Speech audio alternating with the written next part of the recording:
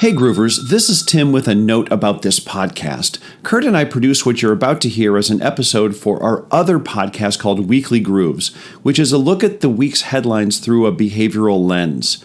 We thought it was important to share it with you, our faithful listeners of Behavioral Grooves, because it's so topical. Also, we wanted to give you a glimpse of what Weekly Groove sounds like. If you like what you hear in this short reflection of the headlines through a behavioral lens, please check out Weekly Grooves. We hope you enjoy.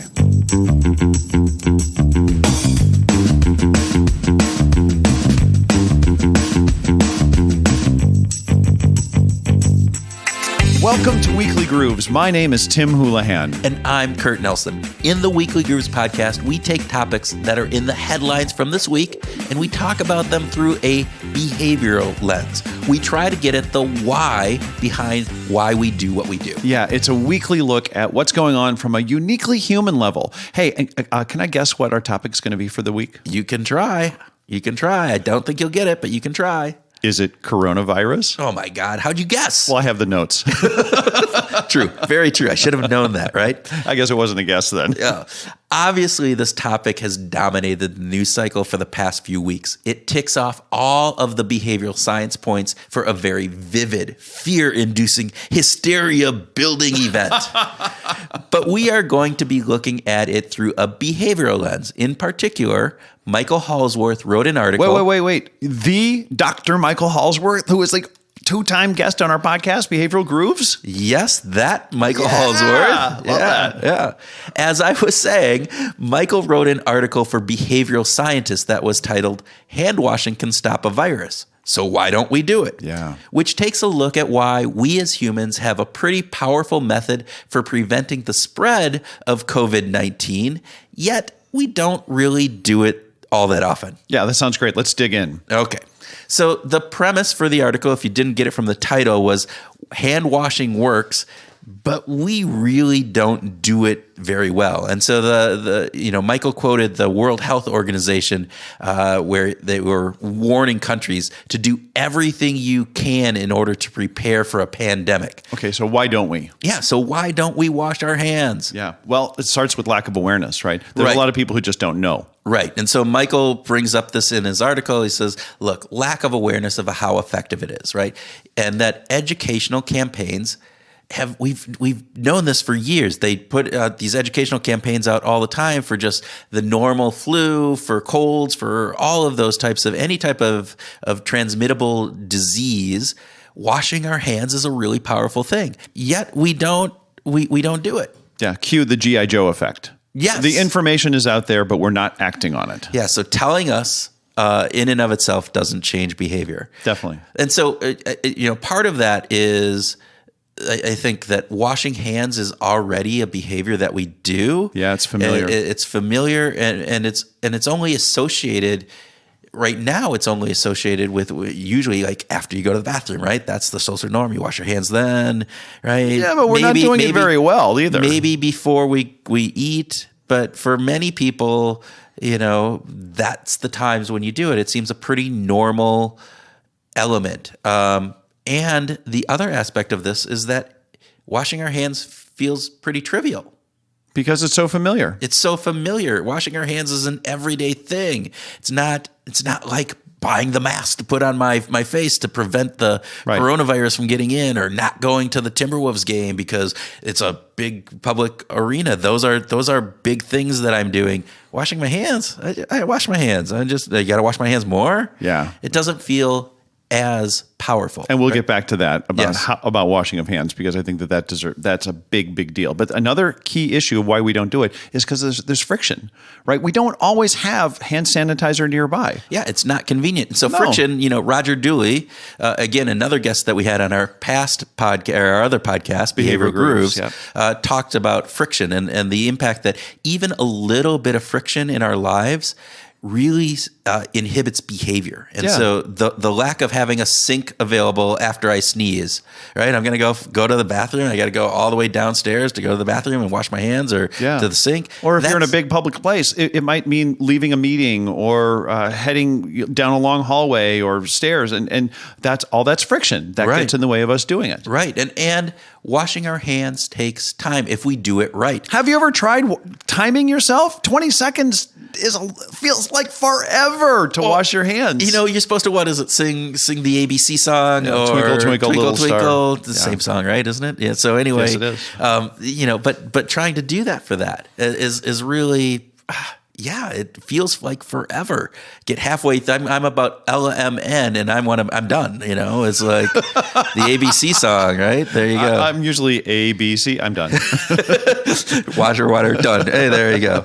But the other thing, there was we don't wash our hands right in the first place. And I saw a video of a woman. I thought it was the best video I see, and we'll try to find it and put it in the show notes, where she used paint instead of water and soap. And so she had blue paint, and she showed kind of how you normally wash your hands. And then she pointed it up, and oh my gosh, you could see all of the skin that the paint did not get on. And so then she did a little bit more where she put her fingers together between her fingers and did the backs of her hand, because those were all just skin. But still didn't cover it. Oh my gosh, still you had a whole bunch of stuff around your tips of your fingers and different things, and your thumbs are wide open and the sides of your hand.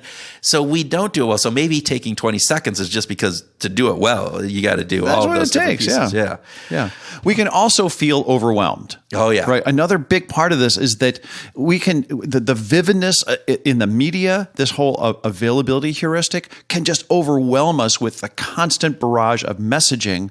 And it's so easy to feel like, oh man, what can I do? Right. And I'm helpless in this. Emotionally drained from that. We just give up. We don't do anything. If it's going to happen, it's going to happen. I don't have any control over this anyway, so therefore, why even try? And it's hard to connect to a big picture. We just talked with Deborah Small about this idea that we're much more willing to connect to an issue if there is an identifiable victim. If you and I knew someone who came down with the coronavirus, it would totally change our behavior. Mm-hmm. But when it's very abstract and large, it's hard to connect to. Exactly. All right. So, what does behavioral science say about improving how often and how well we wash our hands? So one thing is that, as Michael Hallsworth pointed out, is we got to get a lot better at communication. Yes. Yes, the G.I. Joe effect is there, but also just the way that we message this. He talked about some research where they tested different messages, and in particular how the personalized messages impacted genders differently. Yes. Where women responded more to soap kills germs, where men responded to it's disgusting. More disgusting kind of thing, right? And so gender seems to be an important factor. And who would have known unless we tested it? Right. Unless we actually went out and tested it. You know? And could that be exposed could that be used in social media then? Could we do a better job of messaging in all the media that we have to reinforce the positive messages rather than the hysteria? Exactly. And we target down to small groups or individuals with political ads in messaging, right? Which, all right, whatever you feel about political, but this is actually something that could make an impact in saving people's lives. Yeah, right. So why can't we target messages down to that level and test those out and do different things? So obviously that's a big piece. Something else behavioral science could do would be to change the habit. Right. Help us understand how we can change those habits. So get out of that thinking that you talked about earlier, this trivial thing of when I go to the bathroom, I wash my hands, but that's it.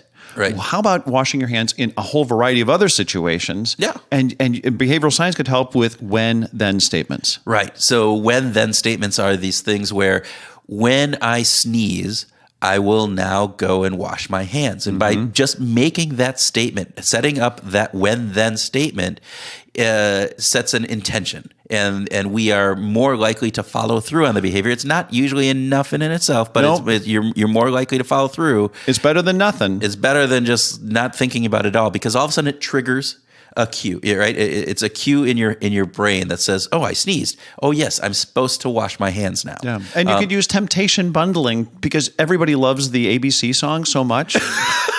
So the only time you get to sing the ABC song is when you wash your hands. When was the last time you got to sing the ABC song? Oh, I don't know if that's actually temptation bundling, Tim, but it's okay. That's okay. But we could use setting up cues and triggers around our house. And so I know that there were a couple different times, right, that the experts want us to wash our hands, which is after you sneeze. Of course. Before you eat or handle food. Maybe when you get home, right? Before playing with the kids. So can you set up and maybe write Post-it notes, put them around the house, or do other ways of reminding yourself, setting up those when-then statements, but then also having reminders and triggers. Yeah. And then lastly, let's change the social norm. Let's actually make it socially normal to wash your hands. That when someone sneezes in a meeting, it's the norm for that person to get up and go and wash their hands. So it's not like, oh man, that she's getting up to wash her hands, and that's going to totally disrupt our meeting. Right. It's going to be, oh my gosh, she sneezed and she didn't get up and go out. Oh my God, what's wrong with her? Right. It's, what got me to wash my hands a lot more than probably anything else before this whole thing happened. Was it me? No, it was a Seinfeld episode. What? Where Seinfeld they were in the restaurant and the chef went to the bathroom and then didn't wash his hands and went out and cooked, and then Seinfeld wouldn't eat at that restaurant anymore, and he wouldn't shake his hand because he kept having this image of him not washing his hands after being in the bathroom. So Jerry's hypochondria had a positive influence on you. It did. It was interesting. But that was and TV shows can help set social norms on those kind of things. And so I think we need to start setting that social norm differently. And even from the perspective of, all right, washing your hands, but are you washing your hands long enough? Are you actually singing the ABC song for that 20 seconds? Do you see somebody put their hands under the water, wash them, rinse them off, and go, and you just go, that's not washing your hands. You got to wash your hands, dude. Hey, dude. What's going on, right? Yeah. I'll set a 20-second timer, which, by the way, I think people should try to set a 20-second timer when they wash their hands just to see how hard that really is. So should we bring 20-second timers into public restrooms, and then as the person in front of you starts, that you start the timer just to cue them? That is a great idea. We should do that. All right. So let's wrap this up. Yeah. Okay. Quick recap here. With the potential pandemic that could happen, we should all be washing our hands more. Yet we aren't doing it now. Behavioral science to point to some really, really key reasons why we don't. Right. The first thing is that we're not convinced of the need or the effectiveness of hand washing when it comes to preventing the spread of disease. And hand washing seems to be just too commonplace and trivial to really have a big impact. So we discount it. Second, friction. Man, there is so often friction that gets us that keeps us from getting to the sink or the hand sanitizer, right? Third, we don't have the habit to wash as much as we should. It's just after we use the bathroom and not in all the other environments that we really should be doing it. And fourth, and this is the last one, we are emotionally drained by how overwhelming this whole thing can appear. So we just wonder if we could really make a difference. Right. So all of that may sound like a downer. It's a huge downer. But behavioral science also has some insights that can help. First, we need to do a better job at communicating, personalizing messages that drive the greatest behavior change. So from a policy and a public information piece, that's a key piece. Second, we need to change our habits about washing our hands. One way we can do this better is to set up when-then statements like, when I get home, I will wash my hands. Mm-hmm. These cues help us remember and keep the idea top of mind. Third, we can make washing hands more visual and more of a social norm. If people feel like they are being watched and it's the norm to wash, they're more likely to wash their hands. Okay, so that wraps up this week's episode of Weekly Grooves. We hope that it was informative and that you've learned something. Please take a moment to let us know how you feel about this podcast as we're just getting going. You can contact us on Twitter @WhatMotivates or @THoulahan. Now, go wash your hands. Go wash your hands right now.